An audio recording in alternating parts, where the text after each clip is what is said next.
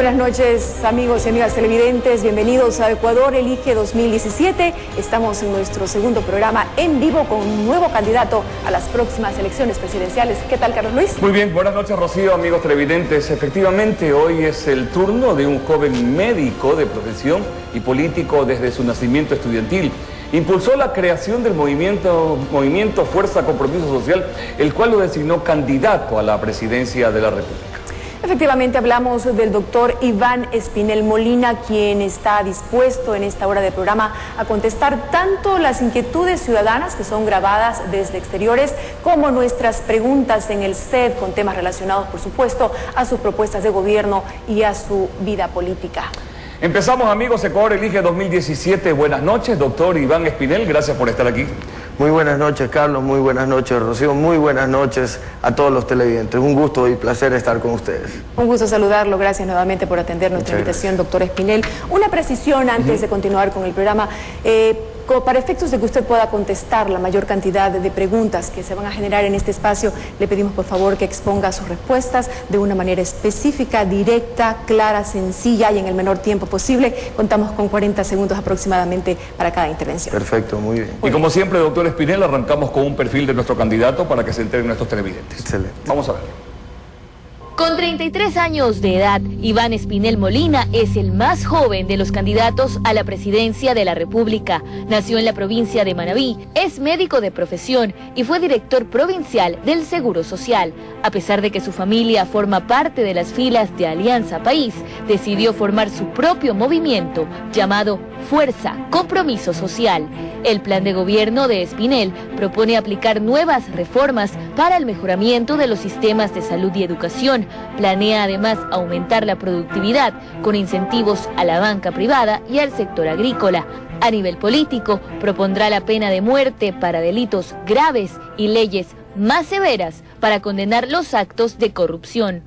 Principalmente endurecer las penas, casos como el peculado, que al actual Código Integral Penal lo pone en una pena máxima de 13 años, nosotros lo estamos estableciendo en la ley Bisturí para erradicar el cáncer de la corrupción en 40 años. Junto a Doris Quirós, su binomio y colega, Espinel maneja un plan de gobierno que se basa en dos objetivos fijos: el área social, encabezada por una mejora sustancial en el servicio de salud, y la generación de empleo como impulso de la reactivación económica. Doctor Espinel, mirando su perfil, definitivamente usted no solo es el candidato más joven de esta contienda electoral, también de las elecciones presidenciales, de la historia del Ecuador. Por eso nuestra inquietud: usted es el candidato del movimiento Fuerza Compromiso Social, cuyas bases están estructuradas con elementos de las tropas, de las Fuerzas Armadas, en servicio activo, pasivo, también con excombatientes del CENEPA, también con un sector de abogados y un colectivo llamado Renace Patria. ¿Cómo así lo escogieron a usted para enfrentar a políticos de amplia trayectoria en esta contienda electoral? Bueno, primero, Rocío, Carlos Luis, ciudadanos, hay que tener claro que la gente quiere que se levante una nueva generación política. Y esa nueva generación política muchas veces está anestesiada de la política tradicional. Es por eso que, viendo la perspectiva de cambio y de posta que se debe tomar en el país, verificaron el movimiento Compromiso Social, el único movimiento totalmente nuevo, con el candidato más joven de toda la historia del Ecuador, una identidad adecuada para llevar esa nueva posta, una posta sin radicalizaciones ideológicas, ni izquierda ni derecha. A nadie le interesa eso cuando tenemos el porvenir del Ecuador por enfrente. Pero usted ya participó en la política en este gobierno justamente como director provincial del IES. Esa es su experiencia, ¿verdad? Claro que sí. Estuvimos no solo en la seguridad social. Desde el año 2009 yo fui presidente del Ecuador de los médicos rurales. Estuvimos también al frente de la presidencia de los profesionales del país, lo cual nos dio las bases estructurales para formar en 5 años el movimiento Compromiso Social. Justamente quería decirle, ¿con qué recursos formó su movimiento? Disculpe. Bueno, el hacerlo en 5 años, Carlos Luis, ciudadanos, requiere de mucha colaboración de personas. O sea, un movimiento político que se hace en 5 años bajo la estructura requiere la colaboración de los ciudadanos, y eso de poco a poco lo fuimos formando, colaborando con logística, haciendo actividades para recaudar fondos sumamente necesarios para estructurar un partido político. Hablando de fondos, ¿cuánto puso usted? Si se puede saber. hablando de fondos y de recursos para el partido, para moverse y realizar todas las diligencias, ¿cuánto puso usted, si se puede saber? Nosotros hacemos un presupuesto adecuado para los recorridos.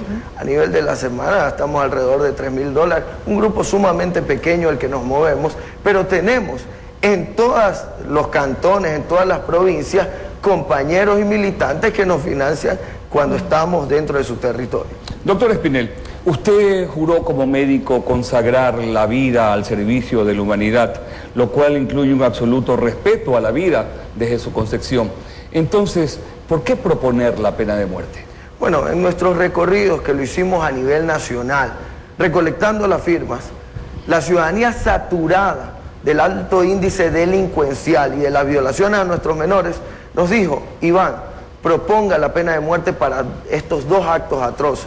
Nosotros recogimos esa propuesta y la estamos viabilizando. La creemos firmemente y va a ser por medio de un plebiscito que la gente decida en su momento si se la implementa o no. Pero ¿qué es lo importante? En la actualidad, hace poco, un colega de ustedes fue asesinado en la ciudad de Guayaquil por robarle un celular. Un padre de familia asesinó a su esposa y a sus 4 hijos. Y no es posible que nos quedemos de brazos cruzados.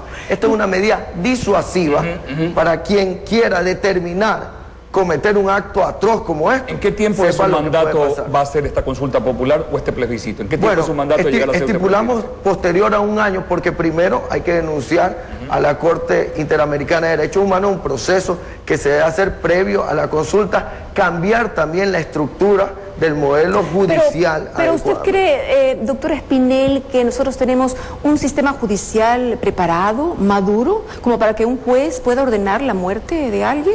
Rocío. Yo le pongo un ejemplo, permítame. Hace pocos días solamente una señora ex jueza realmente fue tendencia en las redes, pero no precisamente por un buen comportamiento. Ha habido actos bochornosos. Claro que no sí. decimos que todos los jueces, pero hay casos como este. Y por eso lo acabo de manifestar. Esto tiene que venir de la mano de un cambio del sistema judicial.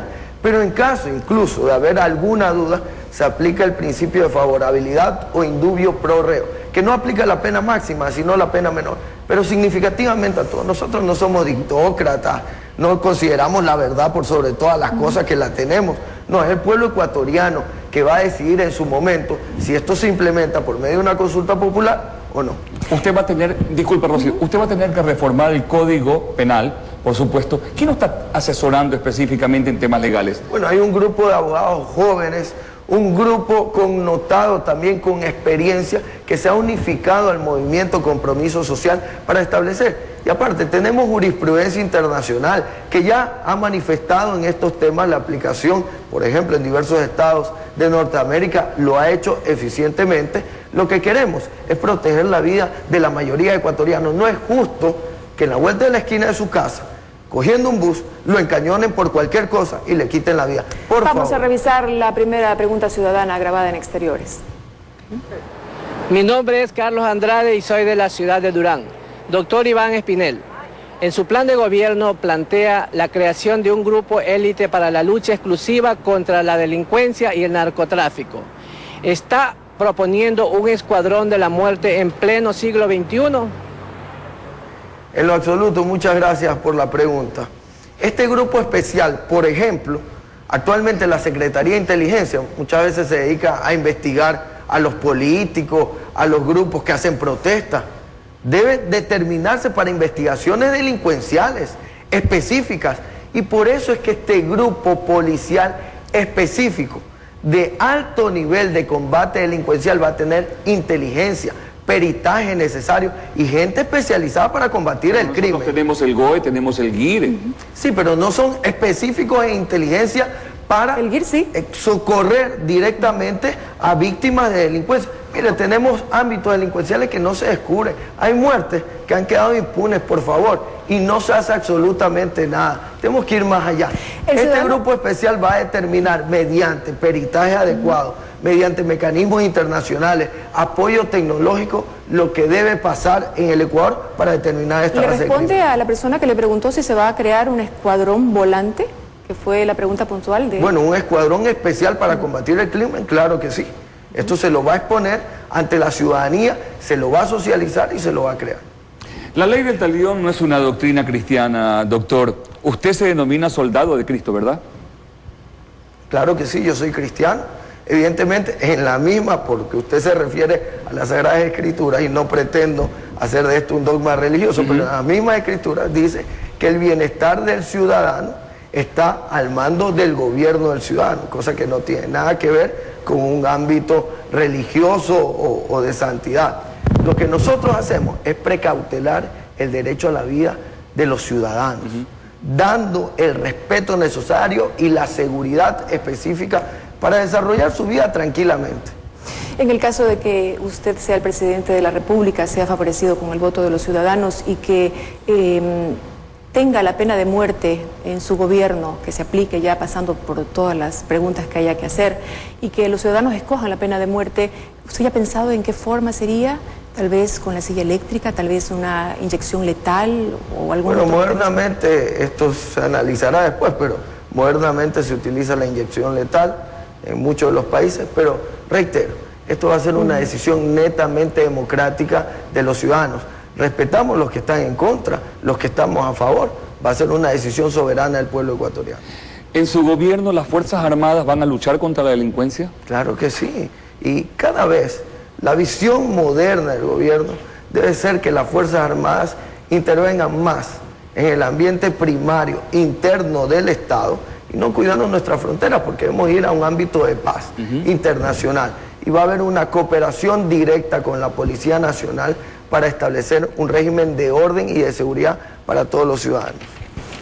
¿Y usted no cree que tal vez sería mejor crear oportunidades psicológicas y laborales para quienes están privados de la libertad en lugar de aplicar una sanción tan fuerte como la pena de muerte? Bueno, nosotros tenemos en nuestro proyecto las cárceles productivas. ¿Qué quiere decir esto? Que si quien está cumpliendo su condena dentro de un centro penitenciario, una empresa que quiere invertir en la mano de obra, por ejemplo, si yo tuviera una fábrica de zapatos y decido invertir en la mano de obra del recluso, esta empresa va a pagar 0 tributos. El sueldo que gana quien está cumpliendo la condena va directamente a su familia. Gana la empresa porque aumenta la productividad, gana la persona porque está rehabilitándose e insertándose en el mecanismo laboral y gana la familia. El Estado es el que no percibe nada en ese momento. Bueno, en ese caso hay una compensación necesaria, pero en este momento, ¿cuál es la rehabilitación que se está teniendo en los centros penitenciarios? Salen con PhD, con masterado en delincuencia, eso no puede pasar, no hay una rehabilitación necesaria. Y la prueba más fehaciente es que el 65% de las personas que cumplen algún tipo de condena salen y son reincidentes en el mismo tipo de delito. Tal vez se puede decir que no cubre todo, pero sí se ha hecho algo en este gobierno. ¿O usted cómo lo califica? ¿Cómo lo evalúa? Nosotros hemos sido coherentes. En muchas cosas se ha avanzado en el Ecuador. Aplaudimos eso. No se es más ni menos político si se deja de reconocer o no. Estamos en desacuerdo con esa política tradicional que destila odio y no reconoce nada. Hay casos importantes en los que se ha avanzado, hay que tomarlos y hay otras cosas que hay que cambiar. Doctor Espinel, tenemos la segunda dosis de los ciudadanos. Vamos a verla. Mi nombre es Patricia Lascano y soy de Quito. Señor candidato, así como usted propone la pena de muerte para delitos atroces, ¿plantearía en consulta popular legalizar el aborto? En lo absoluto, por una condición clara. Ese nuevo ser que está creciendo no cometió un acto ilícito, no estuvo en un sistema de juzgamiento por algún acto cometido, así que no podemos dejar desprotegido a una persona, a un nuevo ser que está naciendo sin haber cometido nada. La incoherencia es que algunas personas están en contra de la pena de muerte y a favor del aborto. ¿Cómo es eso? Si el nuevo ser que está creciendo no ha cometido ningún acto reprochable por la ciudadanía, por la sociedad y no le ha hecho daño a nadie. Rocío. Según las estadísticas del INEC, hasta el año 2014, más de 430.000 mujeres han tenido un aborto por diferentes circunstancias. Yo creo que es una estadística que hay que revisar. ¿Cómo podemos hacer para cambiar, para reducir esta estadística? Porque es un problema que afecta más a los sectores de escasos recursos. Primero, con una educación necesaria, tiene mucho que ver el sistema de salud. teniendo una planificación adecuada. Mire, el sistema ¿Cómo de sería salud, esta planificación? ¿Usted como médico promovería el uso de la píldora de un día después? La planificación no quiere decir con la píldora del día después o etcétera. ¿Cómo La sería? planificación quiere decir del cuidado, sobre todo de quien está en una etapa preadolescente, adolescente, para establecer los riesgos que pueda haber en una situación de relaciones sexuales, etcétera, de contacto. Entonces, ¿es un tema legal, moral o de salud pública, doctor? Es un tema moral y de salud pública, que en los colegios se debe implementar la educación sexual coherente. En el sistema que nosotros proponemos como un sistema de cuidado, no es que la gente vaya al centro de salud parte de la campaña del actual gobierno. Porque no tenemos una política nosotros de prevención. Es que el dispensario médico vaya en recorrido directamente a las casas, verifique la familia. Nosotros no tenemos una cultura como Estado de prevención. Debemos ir hacia allá. Y eso es uno de los cuidados de disminuir de estos embarazos no deseados. Tenemos una nueva pregunta ciudadana para usted. Mi nombre es Olger Luzarraga y soy de Durán. Doctor Espinel, usted propone establecer una política de generación de empleo sin discriminación y edad. ¿Obligará a la empresa privada a cumplir este mandato si llegara a ser presidente? Claro que hay que obligar. Mire, un tema de corrupción es hablar cualquier demagogia de la clase política tradicional y no saber cómo se la va a cumplir. No solo corrupción es recibir el billete, corrupción también es no cumplir lo que se dice o no tener sustento. Hemos establecido claramente, el nivel de desempleo en el país es el 5.4%, que representa 419.173 personas. Esto quiere decir grupos comprendidos entre 17 a 25 años que nunca obtuvieron el primer empleo y personas mayores de 45 años como usted, que lo sacaron de un trabajo y le dijeron, usted ya está muy viejo, váyase a su casa. Nuestra propuesta específica es que de estos dos grupos, la empresa privada acoja a 4 personas de estos dos grupos. Independientemente del tamaño de la empresa, sea una empresa grande o independientemente del tamaño de la empresa. A 4 personas. Le vamos a reducir 2 puntos porcentuales del impuesto a la renta, claro, sacando el anticipo del impuesto a la renta. De esa manera, en una manera de costo-beneficio, se beneficia mucho más a la empresa, gana el Estado y vamos a reducir 1% anual la tasa de desempleo. ¿Qué quiere decir esto? En márgenes generales, mínimo 85.000 empleos. Esperamos llegar a una media de 150.000 empleos por año. ¿Qué pasa, doctor, justamente con el tema? Porque aquí volvemos a eliminar impuestos a la renta o reducir el tema de recaudación. ¿A quién se deja de pagar? Porque estamos recaudando menos, definitivamente, doctor. Mire, Carlos Luis, esa es una política que nos trata de ver cierta clase política cuyo modelo se agotó. Porque existen impuestos directos e impuestos indirectos. Hay impuestos que no repercuten directamente al presupuesto general del Estado. Estamos hablando de que el impuesto a la renta de reducir el 2% el impuesto a la renta. El impuesto a la renta representa el 25% de toda la recaudación tributaria. Y reducir el 2% no es significativo bajo la base del aumento de la producción. No vamos hacia una política fiscal que presiona a la empresa privada, sino que aumente la productividad. Pero en base a eso, tenemos también que recortar diversos tamaños del Estado, muchos ministerios coordinadores, empresas públicas coordinadoras, empresas públicas que no tienen ningún sentido. ¿Se ha hecho algún estudio sobre esto, doctor? Claro que sí, reduciendo esta parte. Vamos a disminuir el déficit fiscal, que está en más de 5.000 millones, en 1.299 millones de dólares, que es lo adecuado, optimizando el recurso.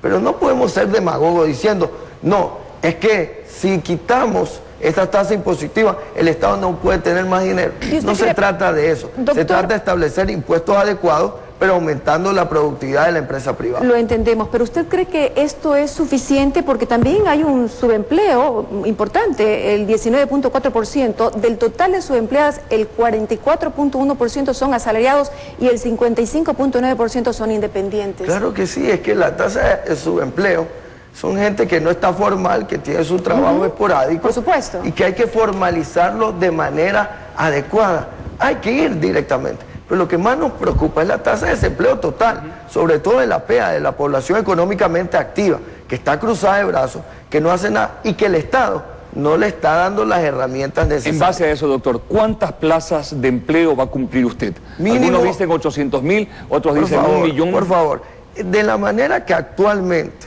está el Estado, el nivel de recesión que nos encontramos y el nivel de endeudamiento, no es factible este tipo de cosas que están manifestando la política tradicional.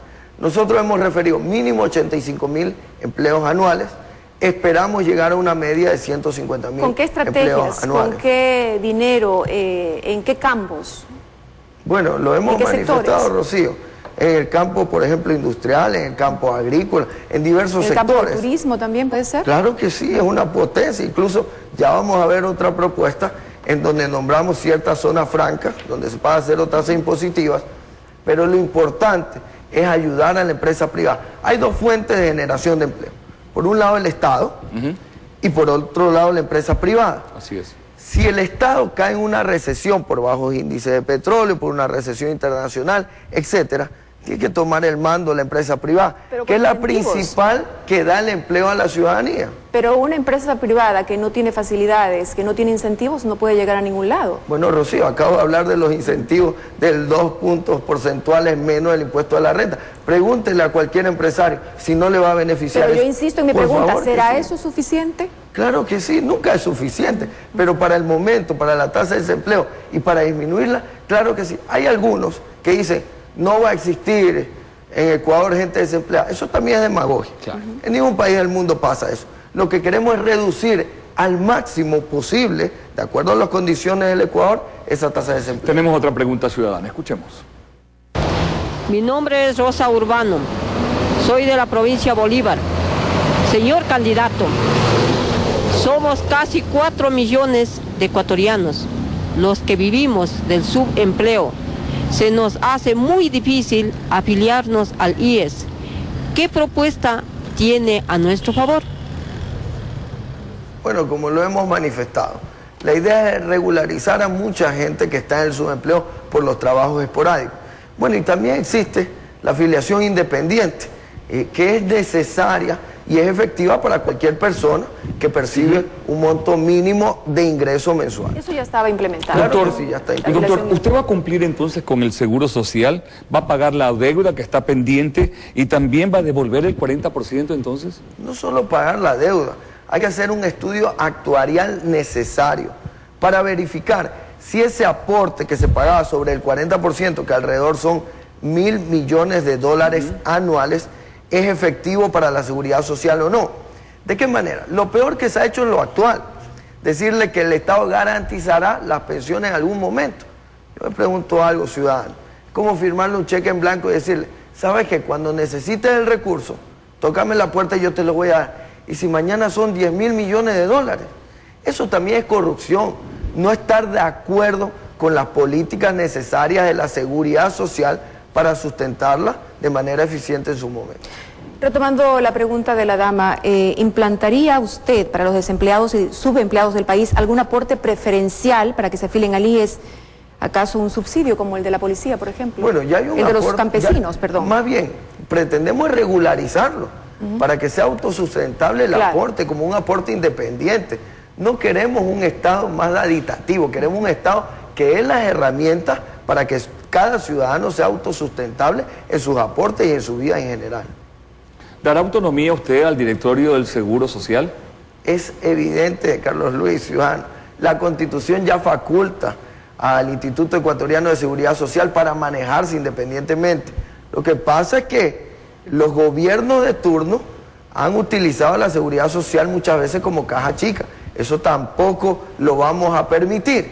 El Seguro Social, dentro de la presidencia del Consejo Directivo, si usted se da cuenta de los antecedentes, siempre tiene pues al delegado del gobierno. Al delegado. Lo cual no es adecuado, pues. Están los empleadores, están el delegado de los trabajadores, debe rotarse la presidencia del Consejo Directivo. ¿Incentivará al seguro privado en el Ecuador? ¿Cómo? Doctor Espinel, ¿incentivará al seguro privado en el Ecuador? Es necesario la ley de seguridad privada, que en muchas cosas está adecuada, los seguros de salud, pero en otras está inadecuada. Si creemos en las preexistencias, si usted tiene una enfermedad actualmente que tenga que ser atendido, que pueda ser afiliado por algunos seguros médicos, pero hay otras cosas en donde les pone el pie sobre el cuello a los seguros privados y van a tener que incrementar las pólizas. Y esto a la final, ¿a quién va a afectar? A la congestión de la seguridad social de los Una nueva hospitales. pregunta para usted, una nueva pregunta. Vamos doctor a ver. Espinel. Mi nombre es Mary Cuello y soy de Durán. Señor Espinel, las drogas han destruido a nuestros niños y jóvenes. ¿Qué piensa hacer para ayudar a los enfermos adictos? ¿Involucrará al sistema de salud privado en este rescate humano?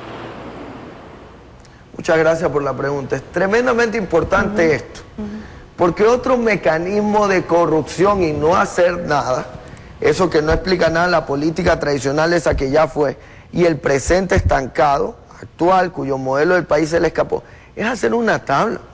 Por mucho que haya cantidades mínimas, si yo le reparto a ustedes entre cantidades mínimas, entre 100 personas, hacemos un negocio pues de microtráfico. Y nuestros jóvenes igual se pierden. Cada persona que tenga como mínimo una cantidad, se lo va a apresar. Y se va a verificar si es una persona adicta o si es una persona que está con esto haciendo un negocio. Si una persona adicta dentro de la Constitución va a constar como la drogadicción, como un problema de salud pública. El Estado tiene la obligación de levantar centros de rehabilitación para verificar esto, pero eliminar totalmente El la Estado tabla. no alcanza a manejar un monstruo como este. Tenemos un solo centro público para rehabilitar. Usted va a crear estos centros que son importantes. ¿Sabe lo que va a agradecer una madre cuando se recupera un hijo con droga, doctor? Carlos Luis, usted lo ha dicho. El Estado no ha alcanzado porque no ha querido. Tenemos dinero para que un tipo coma banana, hace yoga y abrace árbol, pero mientras nuestros jóvenes se pierden, por favor, más dignidad con el pueblo ecuatoriano. ¿Qué haría usted, Eso no doctor puede pasar. Espinel? Lo hemos dicho. Primero, plantear que en la Constitución de la República del Ecuador se establezca la drogadicción o las adicciones como un problema de salud pública. Levantar centros de rehabilitación con convenios privados también, tal como pasa en la Red Nacional de Salud.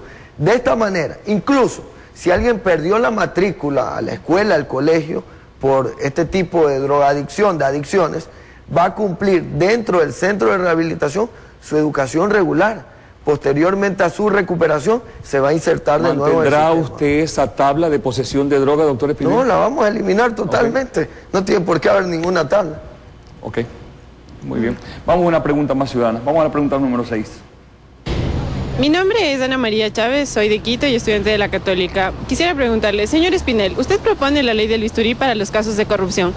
¿Por qué cuando fue director provincial del IES no dio el nombre de la persona que negoció con la medicina? ¿Por qué no dio el nombre, doctor? No sé a qué nombre se refiere la ciudadana y debo recalcar algo. Usted denunció algo en el IES. Debo recalcar algo en esto. Yo fui el único funcionario en toda la historia que embargó una misma institución pública, que es el Ministerio de Salud Pública, por deudas de 1980, de antes que yo naciera. Deudas con los trabajadores de la Seguridad Social. Esto quiere decir que nadie antes había tocado, siendo transparente, con las deudas del Seguro Social. Cuando fue el tema del Teodoro Maldonado Cargo, nosotros denunciamos En el tema exclusivo de las medicinas. que se Eso es lo que pregunta la ciudadana. que se intervenga directamente con dos condiciones también, que pasa a ser prestador las farmacias, las cadenas de farmacias, dentro de la institución, pagadas por la institución, para que así no exista el déficit de medicamentos. Programamos una investigación, pero bueno, las ¿Qué autoridades... pasó ahí, las doctor? autoridades- ¿Desaparecían las medicinas? Las autoridades de ese momento nos prohibieron que intervengamos dentro de la seguridad social y nos dieron el agradecimiento. Uno está ¿Eso fue lo que sometido- ocasionó su salida entonces? Uno no, porque no teníamos una intervención directa sobre el Teodoro Maldonado Caro. Pedimos la intervención, investigamos, dimos todos los papeles necesarios para Pero- que siga la investigación. ¿Pero qué irregularidades No, encontró para saber, para que los ciudadanos irregularidades, conozcan? pues, malos manejos de los contratos de medicina, mal proveedores que no cumplían los contratos inadecuados. Ajá. Todo eso está en informe. Se notificó, ¿No se atendió su se denuncia? notificó a la presidencia del Consejo de... Fue inscrito en el CENESID en el 2009, es correcto, ¿no? Y en el 2011 fue designado director del hospital del IES en Durán. ¿Cómo consiguió el puesto con tan poca experiencia administrativa? Bueno, debo recalcarle algo que usted nos manifiesta ahí. Yo, de médico residente del Hospital Teodoro Maldonado Caro, fui encargado del Departamento de Investigación y Docencia del mismo Teodoro Maldonado Caro. Posterior a eso, se recibieron carpetas para los distintos hospitales, para directores médicos administrativos. Di mi carpeta y hubieron dos opciones, creo que el dispensario norte en la Marta de Roldós y el hospital IES en Durán, lo cual fui seleccionado después de una entrevista en el hospital IES en Durán.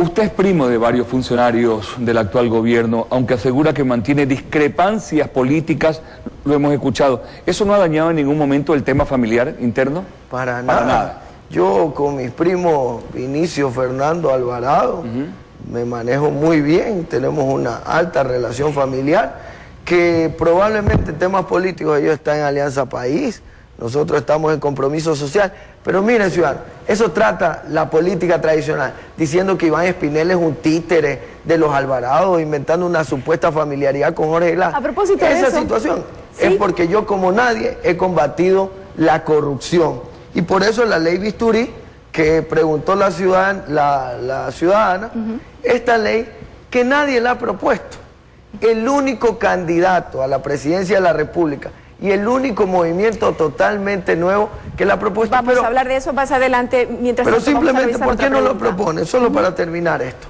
Porque todos tienen rabo de paja, los que están y los que han estado. Luego hablaremos de eso. Vamos a revisar otra pregunta para usted, doctor Espinel. Me llamo Ramiro Zambrano, soy de Guayaquil.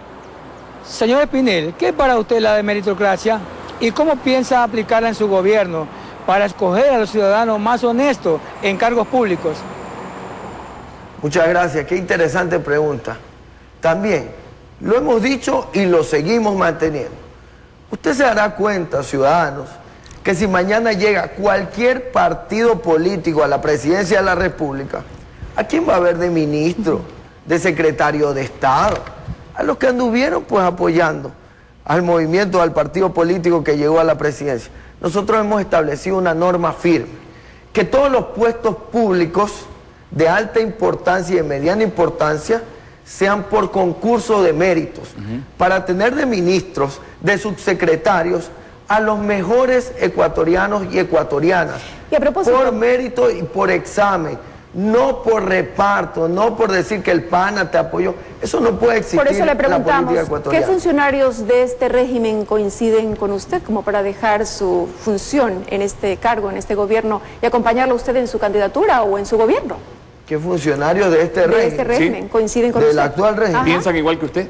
Bueno, no lo sé, pues tendrían que preguntarle a los funcionarios. ¿Los dejaría en su gobierno? Los actuales, si ellos dan la prueba, el examen, son gente proba, que ha demostrado la calificación, porque añadido a esto hay algo, que los ciudadanos van a poder calificar a los ministros desde su computadora, en un sitio web, para ver si cumplen el plan de trabajo anual que deben hacer todos los ministerios. Eso ya está establecido actualmente. Doctor, usted dijo en una entrevista que si de ganar las elecciones y encuentra casos de corrupción, acaba de mostrarnos la ley de Bisturí, usted le cortará las manos a los responsables. Y si entre esos responsables hay algún familiar suyo, ¿usted le cortaría las manos? Carlos Luis, Rocío, venga quien venga, no nos importa, puede ser la mamá, el papá. La corrupción debe combatirse. Y esto que dije es un ámbito de indignación personal, no está establecido en la ley. Pero si fuera por mí, le cortaría la mano, porque tú, joven, que no tienes la oportunidad de escoger la carrera universitaria, nuestras madres que lloran lágrimas de sangre porque a veces no hay medicina o están cerrados los dispensarios, mientras se encuentra dinero en los techos de otros funcionarios. Por favor, hay que ser radical con estos malos personajes que pretenden ser una representación de todos los ecuatorianos. Muy bien, doctor Espinel, debemos hacer una pausa, pero antes les vamos a dejar planteada una pregunta. Sí, por favor. La pregunta sería, ¿se está utilizando su imagen, doctor Espinel, para restar votos a candidatos de oposición, imitando al joven Rafael Correa, impetuoso y decidido del 2006? ¿Tendrá usted un parecido o no? Esta pregunta tendrá su respuesta, amigos televidentes, luego del corte comercial. Volvemos en pocos instantes con Ecuador Elige 2017 por la señal de TCM Canal. Siga con nosotros, volvemos.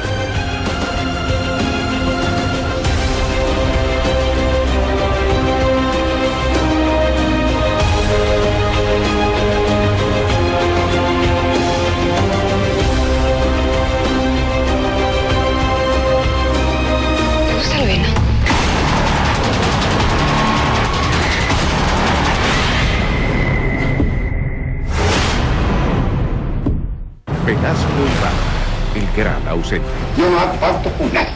Se precipitó sobre las bayonetas. Disolvió las instituciones democráticas del país. Duró prácticamente 40 años. ¿Queréis revolución? Hacedla primero dentro de vuestras almas. Historia viva. Este sábado 10 de la noche por TC Mi Canal. Líder absoluto. Así que sin más preámbulo les presento a Chente. Mañana. No. Las sinvergüencerías de Carlos Vega siguen dando frutos. ¿Y si esa prueba de ADN sale positiva, qué pasa? Inmediatamente pasa a ser parte de la relación de herederos con tus hijas y contigo. Ya Vicente en su primer día de trabajo no le irá tan bien. Las Vegas, de lunes a viernes, 8:30 de la noche, por TC Mi Canal. Prefiero chiquito y juguetón y no grande y dormilón. Mañana. Tú y yo ahora tenemos un vínculo indestructible. Y más vale que nos llevemos bien. Esta mujer me está haciendo todo esto por solo 200,000 pesos, ¿sí te das cuenta? No nos podemos quedar con esta duda. Yo no pienso espiar a mi marido, ¿eh? Yo lo voy a hacer por el bien de las dos. Tú no me buscas. Tú no indagas sobre mi vida. No haces absolutamente nada. Y si me necesitas, tú vas a tener que esperar. ¿Estamos claros? Maldita tentación.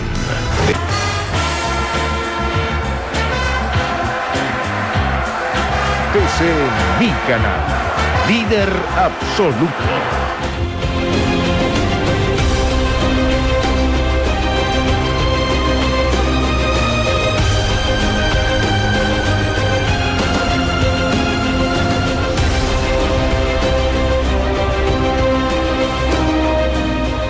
Estamos de regreso con Ecuador Elige 2017, un espacio de opinión y análisis en el cual tendremos todas las semanas a un nuevo candidato a la presidencia de la República para conocer sus propuestas y planes de gobierno.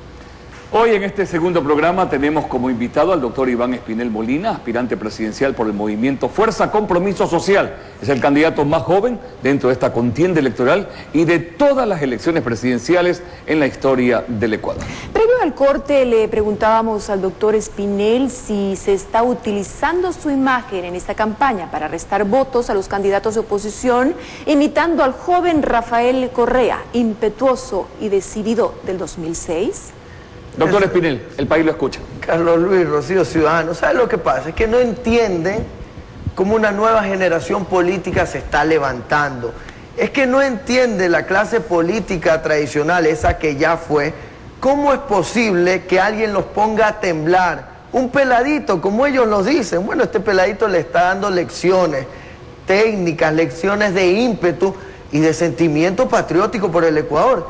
Es por eso que muchos te pueden decir que esta elección nosotros partimos con el 1%, algunas personas, encuestas, etc. Claro, no tenemos el aparataje estatal que tiene Lenín Moreno, no tenemos todo ese despilfarro de billete que tiene Guillermo Lasso, no se unen movimientos entre el agua y el aceite como lo hacen con Paco Moncayo. La alcaldía de Guayaquil no me apoya como a Cintia Viteri, mi papá no fue expresidente como Alo Bucarán. Al no encontrarme nada, y a esto voy, va a decir que soy un títere de mis primos Vinicio, Fernando Alvarado. O sea, que usted se siente en una orfandad económica, más o menos. Nosotros, claro, porque representamos lo que necesita el pueblo. Y el pueblo no tiene dinero por donde quiera. El pueblo siente, miren, lo que a nosotros nos puede faltar, nos sobra en pasión y en servicio.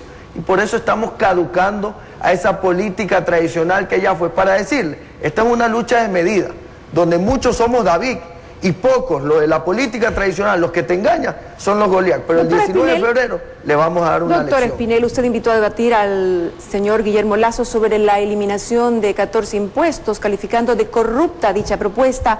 Con este antecedente, ¿usted considera que es Lasso su verdadero rival en estas elecciones? Mire, el rival de los candidatos a la presidencia del Ecuador tiene que ser la pobreza y la indiferencia de la clase política tradicional. Y antes de ir a lo del señor Lasso, la ley Bisturí, cuando se crea directo y conciso para casos, por ejemplo, que el peculado, actualmente el Código Integral Penal estipula una pena máxima de 13 años, nosotros la estipulamos en una pena de 40 años, incluso en cierto carácter, de manera retroactiva. Pero para esto, en los casos de Odebrecht, le dijimos también al presidente de la República esta carta, en donde le dijimos y aspiramos que establezca una comisión para que en un plazo no mayor de 30 días verifique pues quién firmó, quién asignó los contratos. Pero tenemos en este sentido un fiscal que dice: he descubierto dónde está la corrupción está en Odebrecht. Con todo respeto, esto es como decir que la infidelidad existe porque existen los moteles. Eso no es posible. Y le hemos dicho al señor fiscal que tenga la amabilidad y la decencia de dar un paso al costado, porque son sus panas a los que está investigando, porque ya él ha comprobado o se ha comprobado ser ineficiente porque dejó escapar. Bueno, pero hay una administración municipal que está siendo investigada en este momento y nombrada pero como el alcalde Alfredo. Estamos hablando de cualquiera. Estamos hablando de cualquiera. Para los que son y los que no son, no importa. El hecho del respeto a los ciudadanos ecuatorianos. Y también de ahí nace una propuesta que le hacemos a todo el país, que el fiscal general de la nación debe ser elegido por voto popular, no por la coyuntura, porque está comprobadísimo que en vez de ser un ente autónomo, es parte de la coyuntura ¿Eliminaría oficialista entonces el Consejo de Participación Ciudadana? ¿Lo eliminaría? No, el Consejo de Participación Ciudadana tiene que sufrir una modificación. ¿Integrado por quiénes? Y dentro de esa modificación es el reglamento para elegir autoridades, como es el caso del fiscal general de la nación. Y a lo que usted preguntó, Rocío, nosotros sí le dijimos al señor Lasso que no sea tan sinvergüenza, porque dentro de los impuestos que quiere eliminar, que algunos incluso coincidimos y que están muy bien dentro de la política que se quiere estructurar en el Ecuador, camufla algo. El impuesto a los activos en el exterior. ¿Qué quiere decir esto? Que si uno tiene empresa en el extranjero, que cualquiera puede tener, no paga impuestos saliendo de los capitales. Debe pagar impuestos, es necesario. ¿A quién va a beneficiar? Le pregunto a ustedes. ¿Eso va a beneficiar a todo el pueblo ecuatoriano el hecho de erradicar ese impuesto? Doctor, no. ¿Está hablando de toda la banca en general o está hablando exclusivamente de Guillermo Lasso? Del señor Guillermo Lasso, porque ha propuesto la erradicación de ese impuesto. Y por eso le enviamos una carta al señor Guillermo Lasso, una carta abierta, en donde le manifestamos que tenga la decencia y la endereza de explicarle al país en dónde se beneficia con la eliminación de este impuesto a todos los ecuatorianos. Muy bien, vamos. Y le invitamos a debatir. Señor Lasso, le habla Iván Espinel, un joven de 33 años. Yo soy de carne y hueso. No tenga miedo, no tenga susto, no le va a pasar absolutamente nada. Explíquele al país qué pasa con ese impuesto que quiere quitar, que solo beneficia a sus panas, a sus colegas, a nadie más. Vamos a revisar el perfil de su binomio, de la doctora Doris Queiroz, enseguida. Doris Liliana Queiroz Cárdenas nació el 18 de julio de 1964 en Quito. Es doctora en Medicina y Cirugía de la Universidad de Guayaquil. Tiene una maestría en Salud Pública con mención en Investigación de Servicios y Sistemas de Salud en la Universidad Católica de Quito. Además, un PhD en Salud Pública, especializada en Políticas Sociales y Públicas en la Universidad de Atlanta. También ha ocupado cargos públicos. Entre otros, fue viceministra de Salud en el gobierno de Alfredo Palacio, directora del Hospital Regional de Santo Domingo de los Áchilas en 2002. Actualmente, como candidata a la vicepresidencia por el partido Fuerza Compromiso Social, lista 5, propone trabajar en varios ejes. Vamos a curar al país. ¿Por qué vamos a curar al país? Porque el país está enfermo de muchas enfermedades. A la cabeza, la corrupción. Por lo tanto, nosotros vamos a implementar la ley Bisturí, que consiste en sancionar duramente a quien cometa estos delitos de corrupción, sobre todo en el sector público. En cuestión salud, lo que nosotros pensamos hacer es, apoyados en la infraestructura que existe, implementar mano de obra calificada ecuatoriana. En educación, nosotros queremos que los estudiantes tengan una carrera técnica los últimos 2 años de bachillerato, para que ellos puedan insertarse enseguida a la parte laboral y productiva del país. Premios o bonificaciones o incentivos a la empresa privada para que contrate a personas de más de 45 años de edad. Antes de candidatizarse, Doris Queiroz trabajó como médico ocupacional en el Colegio Técnico Humanístico Experimental Quito desde 1999. Es madre de una joven economista de 24 años de edad. La doctora Quirós se ha manejado muy bien en dos gobiernos que ha estado, con el doctor Gustavo Noboa y con el doctor Alfredo Palacio. Ha estado en derecha, se maneja bien con la izquierda, a diferencia suya, que dice que usted no es de derecha ni de izquierda, que usted es un progresista social. Claro que sí, a todos los ciudadanos, y pongo un ejemplo claro, Carlos, Rocío, ciudadano.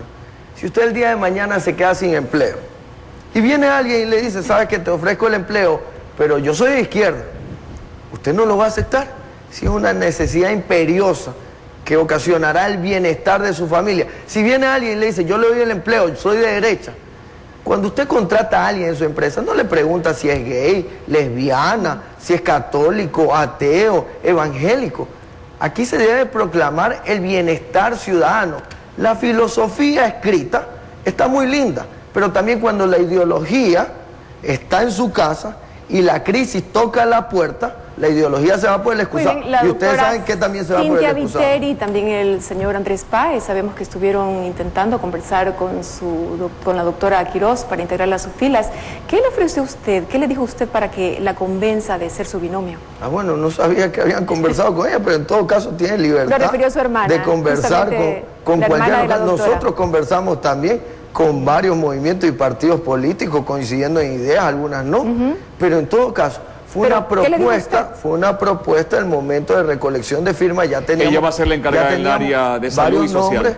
Por supuesto, le hemos dicho esto, dado que de acuerdo a la Constitución el presidente delega las funciones que va a tener el vicepresidente. Pero en todo caso, excelente profesional, una mujer muy proba, la doctora Doris Quirós, y estamos orgullosos que esté en nuestras filas. Una nueva pregunta ciudadana para usted, por favor. Buenos días, mi nombre es Emma López Larraz, soy de Manta. Señor candidato, usted propone reducir a 2 años el bachillerato y eliminar el examen de ingreso a las universidades. ¿Profesionalizará las carreras técnicas y volveremos al mínimo esfuerzo universitario?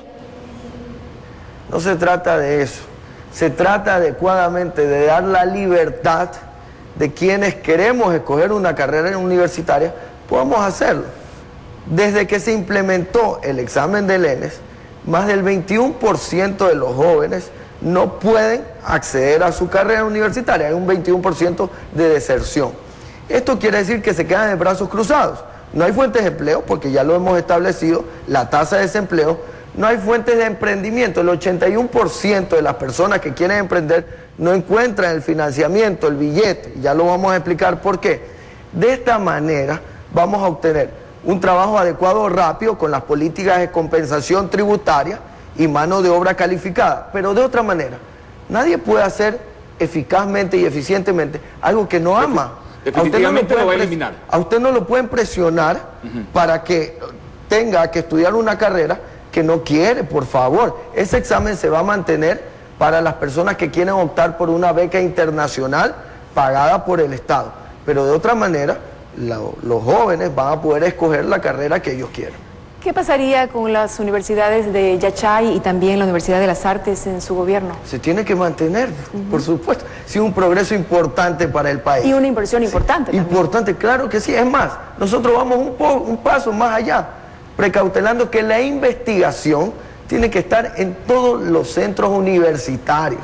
Ningún centro universitario que esté sin investigación no tiene sentido. Pero en las primeras universidades del mundo existen las investigaciones adecuadas y hemos programado que un 0.5%, por ejemplo, del Producto Interno Bruto, que son alrededor de 506 millones, de lo que sea, por ejemplo, a salud, que no se ocupa absolutamente todo, se puede invertir en la investigación. Eso es necesario. No podemos ser una sociedad parche, que tapamos ciertas cosas y simplemente estamos ante el problema, pero no lo erradicamos de raíz. Permítame, doctor, llevarle una nueva pregunta ciudadana por el tiempo, por favor. Señor Espinel, buenas tardes. Me llamo Kerly Zambrano y soy de Guayaquil. Si usted gana las elecciones y llega a Carondelet, ¿mantendrá la cooperación económica e ideológica con China, Venezuela y Cuba? Mantendremos la cooperación económica con quien nos convenga comercialmente, no con quien nos caiga bien. Eso es una mala percepción del Estado. Ustedes ciudadanos, no hacen negocio con los panas, con quien les cae bien. Hacen negocio con quien necesita hacer negocio. Claro, China Es uno de los China, principales por ejemplo, socios comerciales del Ecuador. Es muy importante. Pero estamos endeudados también. Es muy importante mantener relaciones comerciales, pero también hay que transparentar la deuda. Es nuestro principal acreedor con condiciones favorables, alta tasa de interés a corto plazo y muchas veces con contratación de sus mismas empresas. Mientras tenemos otras fuentes de financiamiento, si así se lo requiere, con baja tasa de interés y con largo plazo. Debemos ser coherentes en nuestra política comercial internacional. Qué bueno, y aplaudimos el convenio comercial, el acuerdo comercial con la Unión Europea. Ojalá hagamos acuerdos directos en ciertas partes o zonas con los Estados Unidos de Norteamérica. ¿Qué va a pasar con la refinería del Pacífico, doctor Espinel? Sí, pero no de esa manera. Sí, pero no de esa manera. Tenemos que optimizar y verificar, pues, si en este día es necesario, en este momento, seguir con la construcción. Endeudarse con más de 13.000 millones de dólares, con un precio del barril muy disminuido para la planificación que se tuvo con la refinería del Pacífico. Entonces, ¿cuál será el futuro de la matriz energética en el país? Con una renegociación de la deuda que no llega, es importante ir a verificar otras fuentes de energía renovable. Costa Rica, en el año 2020, todas sus fuentes de energía van a ser fuentes de energía renovable. Hacia allá tiene que ir el país, no insistir en lo mismo. Verificar, auditar lo que se ha hecho en la refinería del Pacífico. Evidentemente, es un proyecto tremendamente importante para el Ecuador. Lo importante es verificar si es necesario en los actuales momentos. Una pregunta más de los ciudadanos, doctor Espinel.